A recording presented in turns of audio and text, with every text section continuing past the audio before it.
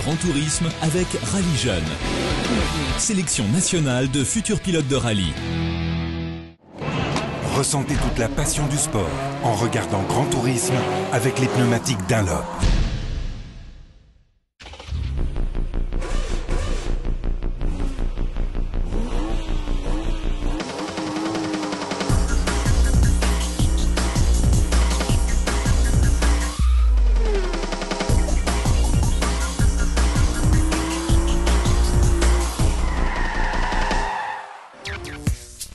Salut, aujourd'hui dans Grand Tourisme, non pas un essai mais un comparatif entre deux BMW Z4.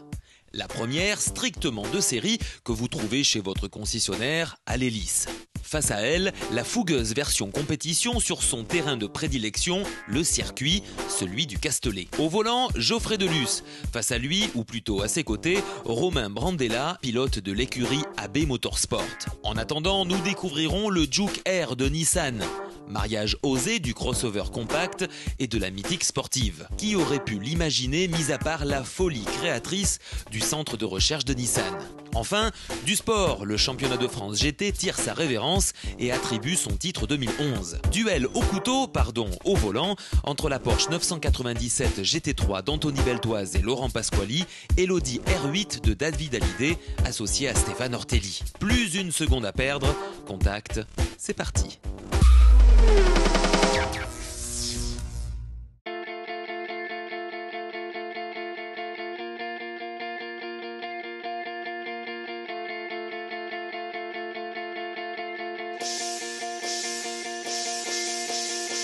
Salut, aujourd'hui à l'essai pas une mais deux voitures avec la Z4 de série et de compétition, comparatif exceptionnel avec bien sûr un invité de marque, Romain Brandella. Aujourd'hui, voici la BMW Z4 S Drive 35 IS, version la plus puissante proposée au catalogue du constructeur bavarois. Alors Romain, tu es qui? Explique-nous ce que tu fais dans la vie. Donc je suis pilote en GT Tour, donc sur un Z4 de course, et donc après quelques années sur différentes marques, j'ai la chance aujourd'hui d'exercer sur un Z4 GT3. D'accord. Dans la marque pour laquelle je travaille également la semaine.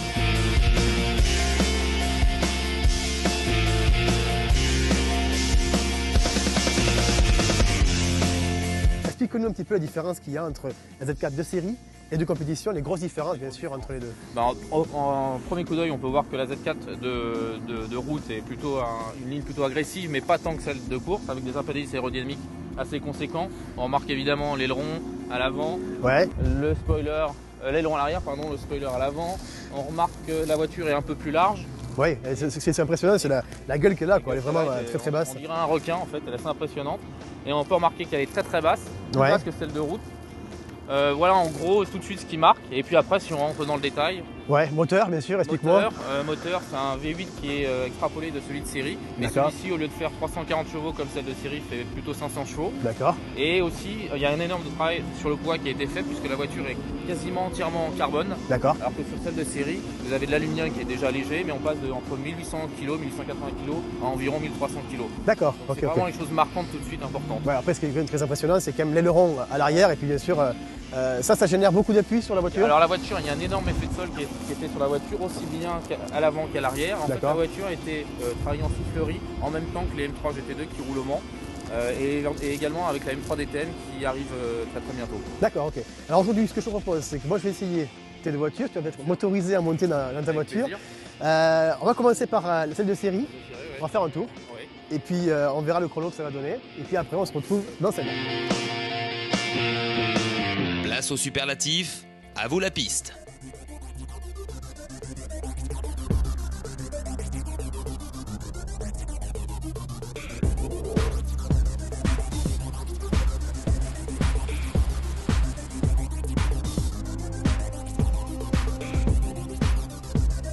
Ce 6 cylindres en ligne de 3 litres développe 340 chevaux.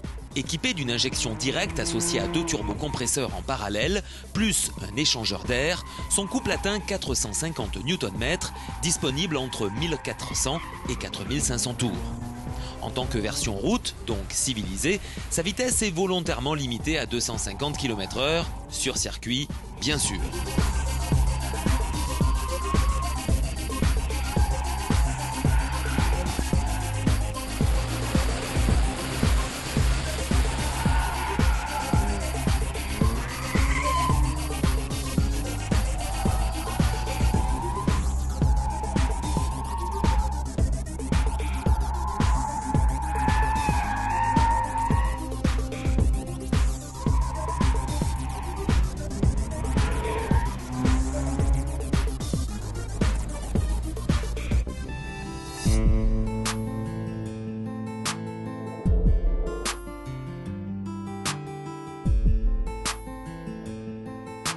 Bon, ça marche bien, hein, ça va.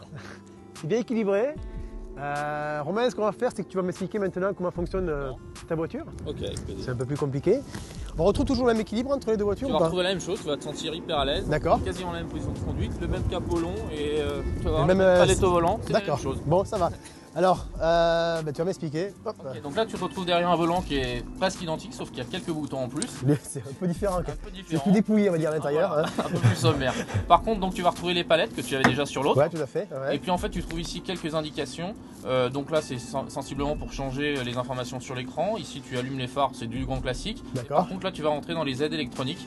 Ici, tu peux régler l'anti-patinage. Ici, tu peux régler l'angle de braquage au volant. Voilà, en gros, c'est les deux boutons dont on se sert tout le temps. Bon, ok. Tu me fais confiance? Je te fais confiance. Bon, merci. Allez, on y va.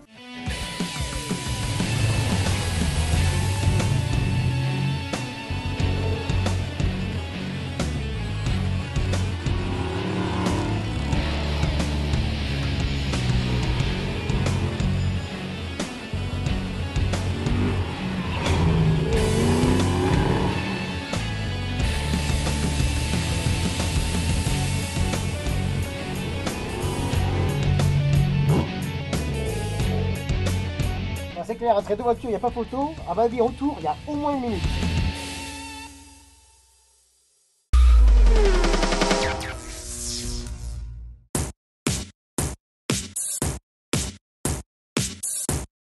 Généralement, les constructeurs automobiles profitent des salons pour présenter un concept car. Aujourd'hui, Nissan, l'allié du constructeur aux losanges, dévoile sous la forme d'un crossover compact le concept ultime. Non dans un salon, mais au cours du lancement de sa nouvelle gamme Qashqai. But de l'opération, étudier la réaction du public face à un Juke hyper sportif. Résultat, incroyable, voire inimaginable, du mariage entre le petit crossover et la talentueuse sportive GT-R. Ainsi vient de naître le Juke Air. Actuellement en cours de développement, le design de ce Juke est incomparable. Cependant, ses ailes encore élargies, ses boucliers avant et arrière redessinés et son aileron en deux parties le montrent clairement, il ne s'agit pas tout à fait d'un crossover standard, mais bien d'un Juke au tempérament de GT-R. Calmons tout de suite les esprits, ce n'est pas une voiture de série, même si elle est homologuée pour un usage routier. C'est un concept développé par Nissan et construit par RML, un atelier spécialisé en sport automobile, en collaboration avec le Centre technologique européen du constructeur. Le capot moteur du Juke Air abrite un V6 double turbo de 3,8 litres directement issu du célèbre supercar de Nissan. Sous le plancher arrière se niche la boîte à 6 rapports de la sportive avec arbre, renvoi et cardan. Cet ensemble correspond à une transmission intégrale de GT-R modifiée pour la circonstance. Enfin, les trains roulants reçoivent de belles jantes trapues en alliage forgé de 20 pouces. Le tableau de bord du Juke a été adapté pour accueillir les jauges, les cadrans et l'écran LCD 7 pouces personnalisable de la GT-R. La fameuse console centrale du Juke, qui s'inspire du réservoir d'essence d'une moto, a été conservée. Le reste de l'habitacle affiche un look très course. 2 sièges racing avec harnais 5 points s'entourent d'un arceau cage. Bien visible, il participe à la rigidité de l'ensemble et contribue aux performances extraordinaires de cette voiture. Preuve de son tempérament, il répond déjà aux normes de sécurité FIA.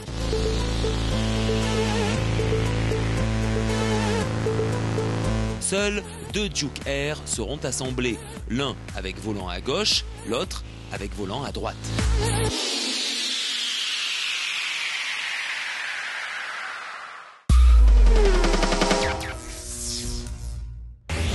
Ce week-end se déroulait la finale du championnat GT Tour sur le circuit du Castellet. Leader depuis Nogaro en avril dernier, Anthony Beltoise et Laurent Pasquali étaient encore en course face à Stéphane Ortelli et David Hallyday sur R8 LMS.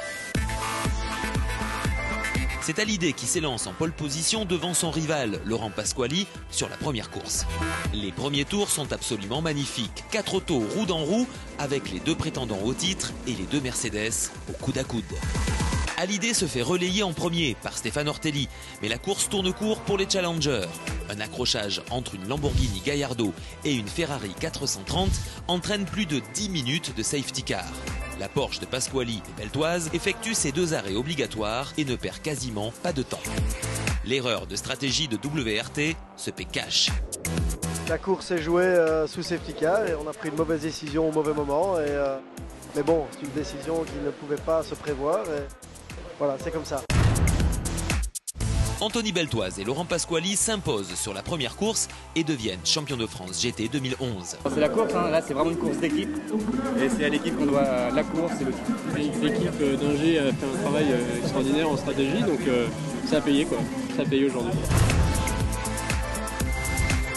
Le lendemain, c'est au tour de Fabien Barthez et Gilles Duquesne de jouer leur titre en Gentleman Trophy. Après l'abandon de Patrice Madeleine et Florent Priez, leur adversaire sur la première course, il suffisait aux pilotes de la F430 de passer la ligne d'arrivée.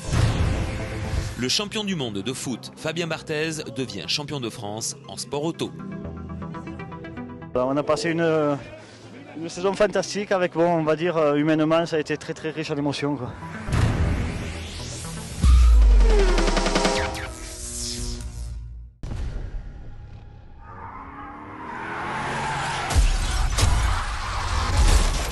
Retentant l'expérience du jeu de course avec un scénario, Electronic Arts s'apprête à sortir le dernier né de la série Need for Speed. Vous incarnerez un jeune pilote dans de sales draps qui devra rallier San Francisco à New York. Need for Speed The Run sort le 17 novembre sur PS3, Xbox 360, PC, Wii et 3DS.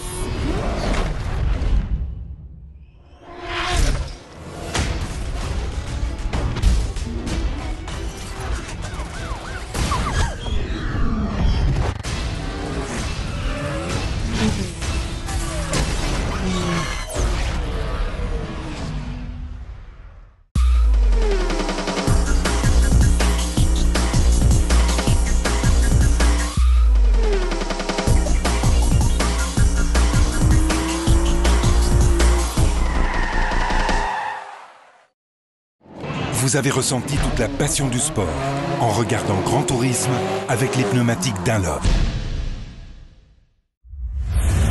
Grand Tourisme avec Rallye Jeune. Sélection nationale de futurs pilotes de rallye.